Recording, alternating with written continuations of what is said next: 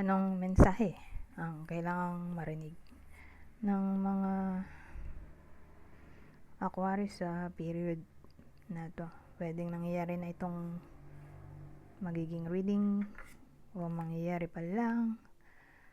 Kung hindi man para sa inyo itong magiging reading natin, edi baka para sa someone na malapit sa inyo o sa someone na kakilala nyo mismo. Baka may lumabas na gender mamaya. Gawin nyo na lang energy, masculine at feminine energy. Pwede rin naman na wag nyo nang pansinin ang gender. Hindi ko masasabi kung anong magiging reading, kung positive ba o negative. Depende sa kung anong mapipick up ang energy. Walang masama kung papanoorin ang sun, moon at rising sign. Kasi baka alin man sa mga yan ay mag-resonate na sa sitwasyon nyo.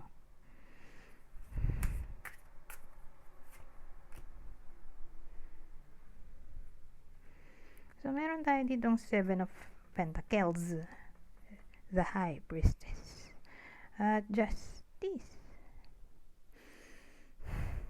Ano kaya yung direction ng reading na to? So, magsisimula tayo dito sa 7 of Pentacles. Clarify natin to para magkaroon tayo ng direction dito.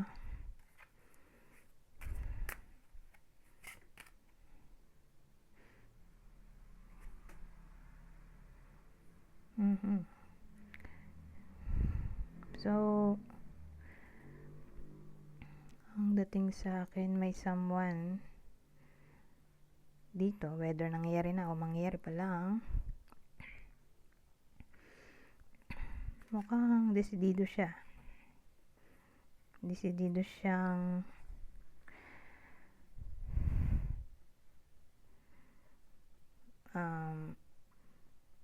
maging entrepreneur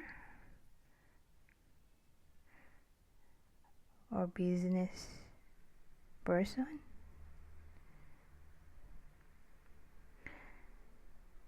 Kasi may nabasa ko na yung 7 of Pentacles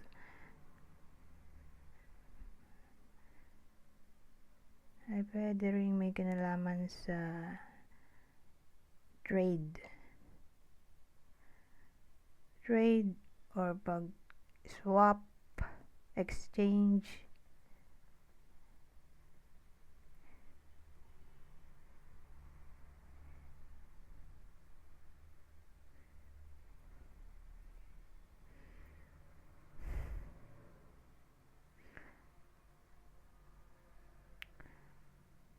So, may kinalaman din doon sa hard work.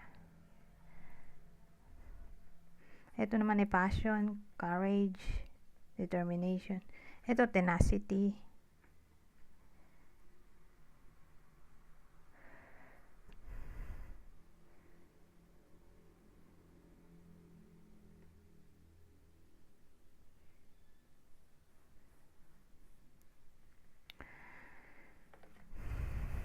Ganun dating sa akin.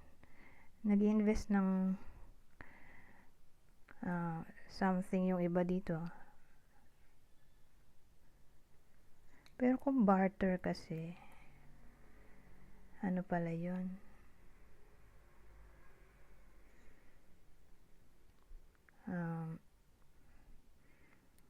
Service at may kapalit. Hindi pera, kundi goods. Kundi gamit din. Ganun dating. Kahit ang service o gamit,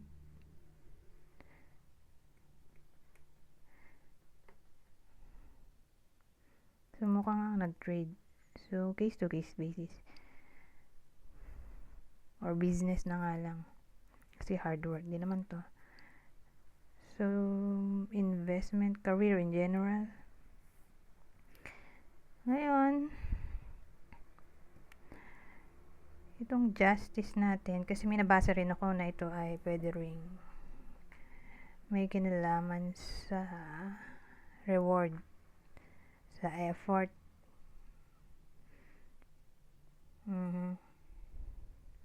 So deserve ng iba sa inyo na makatanggap ng something bilang reward, award kapalit ng effort. So probably magbubunga ang paghihirapan ng iba sa inyo. Kasi nga may investment card tayo. So dito mo ilalaan lahat ng attention mo, focus, energy, money. Pero tingin ko more like sa career yan tatama. Business. Kasi may ano tayo Queen of Wands na card ng creativity. O pagiging energetic, vibrant,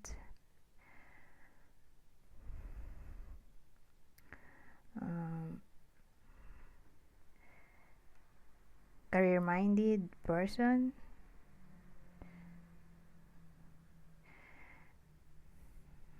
Anyway, since career reading to,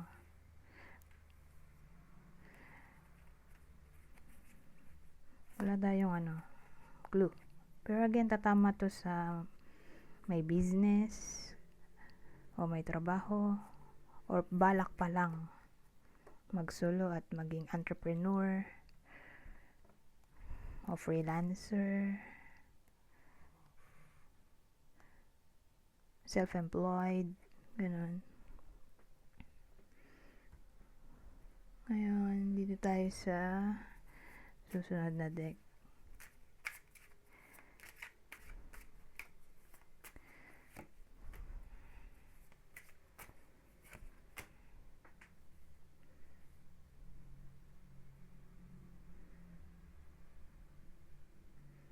So, ano masasabi nito? So, ang dating dito, magiging determination card na to na kahit na may balakid, ayan yung balakid, gagawa ng paraan para malampasan. So, sa madaling salita, may someone na mangangako at pipilitin matupad. Whether kayo yung mangangako sa ibang tao or may someone na mangangako sa inyo, probably mangyayari yan sa tinakdang panahon ng nag-promise.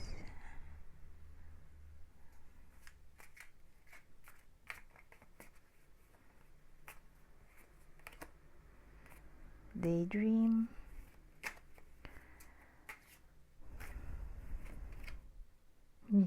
Daydream at natural disaster. Anong combination to? Diba, mayroon pa naman dito, risk, frustration, survive, optimism, illusion. Hindi ko alam anong basa dito.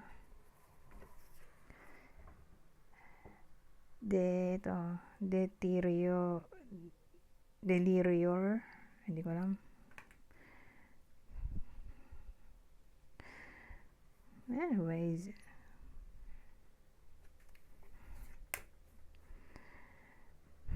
mabubuo kong combination. Ang dating sa akin,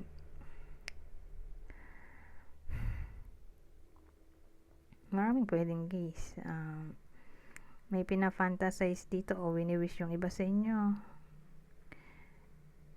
na para bang frustrated, desperado, na manifest na agad-agad kung ano man ang daydream ng iba sa inyo. Ngayon, pangalawang senaryo, pipilitin ng iba sa inyo na mangyari. Magte-take risk yung iba sa inyo na mangyari itong daydream ng iba sa inyo.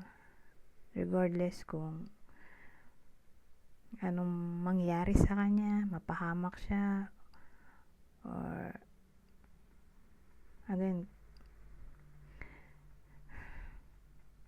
ang dating willing siyang mag-take risk. basta mangyari yung wish niya o daydream.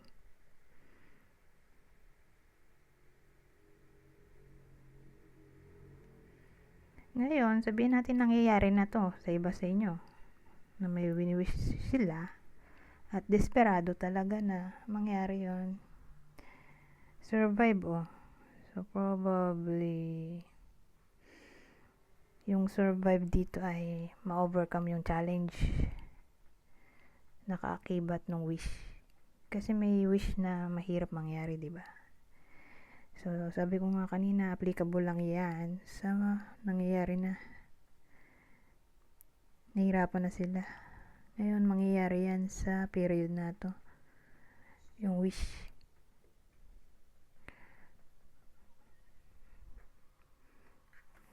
Mm-hmm. 11 minutes na pala to.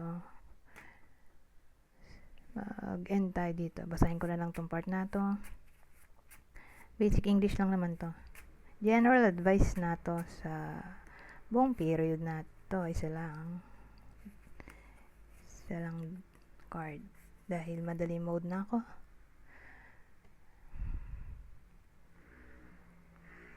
Admit your faults to one another and pray for each other so that you may be healed. James. Hindi ko sure kung saan galing tong LCB.